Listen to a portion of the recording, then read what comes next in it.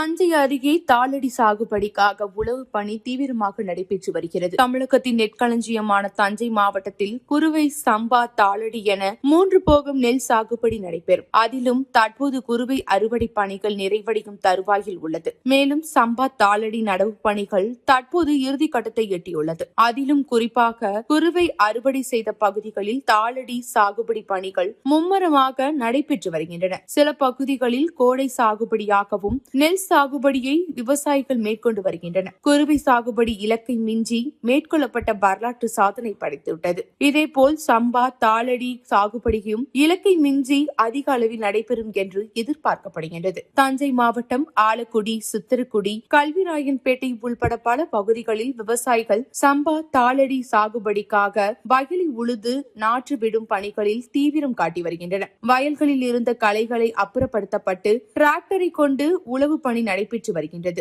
இது சம்பா நடவு பணிகள் இறுதிக்கட்டத்தை எட்டியுள்ளன. குறுவை அறுவடை செய்த வயல்களில் உழவு நடவு என தற்போது தாளடி சாகுபடி பணிகளில் விவசாயிகள் தீவிரமாய் ஈடுபட்டு வருகின்றார்கள்.